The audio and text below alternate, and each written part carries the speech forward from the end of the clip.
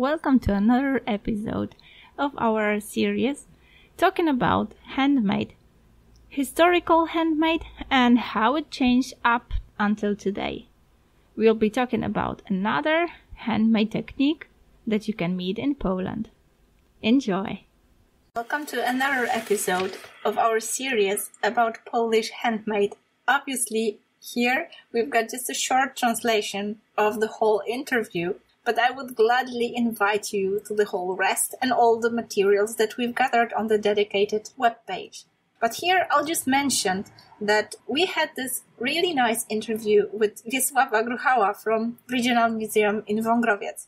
She represented ladies from the Pałuki Embroidery Lovers Club, operating in the Regional Museum in Wągrowiec. And Mrs. Krystyna Ługiewicz, who is the head of the embroidery club, gave us a really great tour about their embroidery.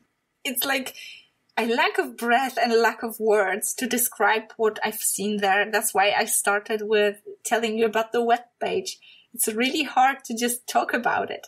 But let's just tell a short story to invite you in.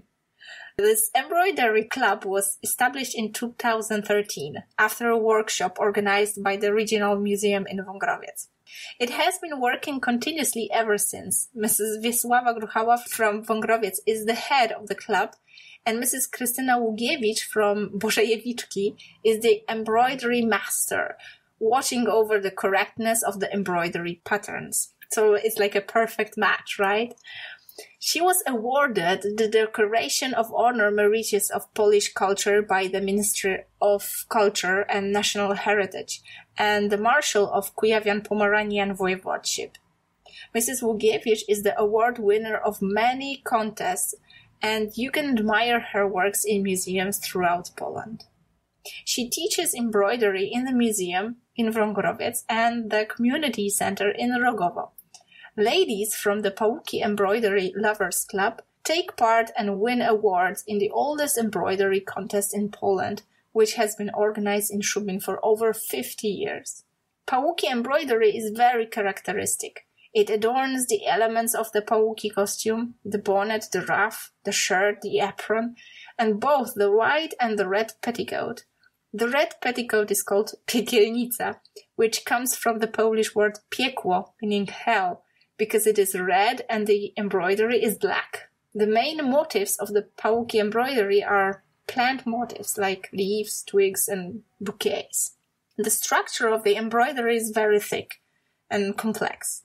The rest of the elements are embroidered with white threads.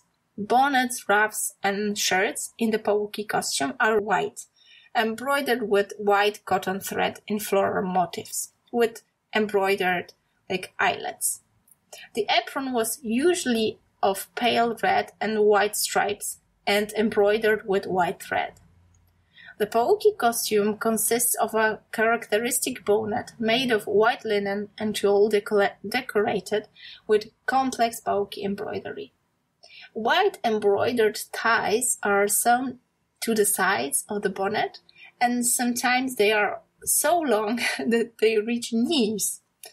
With the white embroidered shirt, maidens wore a black or navy blue corset, and married women a short dark doublet. The embroidered ruff went on the top along with red small beads. The lower part consisted of a white embroidered petticoat, a red flannel petticoat, a so-called piekielnica, on top of which they wore a diadok, which is a wool skirt formerly stripped, now in dark colors. And embroidered apron was worn on the dry dock. So there were layer upon a layer upon a layer upon a layer, and all the layers were handmade embroidered. You have to see that. You just have to go to this webpage. Ladies from Wągrowiec Embroidery Club also use Pałuki patterns to embroider tablecloths, napkins, bags, and in the present times of pandemic, even face masks with Pałuki embroidery. Yeah, they kind of combine those, old traditional folk elements with nowadays motifs. And those bags, those, tablecloths, they have such a level of precision that they look just like a small masterpieces. What is sad, the prices of such products are really low. That saddened me the most. But that's a different story. I really welcome you to see those patterns, to see those handmade art, precious elements, and to see those ladies who devoted their time, their life, so to say, in order to keep this tradition going. And they still do it, and they still teach it. So there is a chance that this beautiful folk culture expressed in handmade art won't be forgotten. See you in the next episode.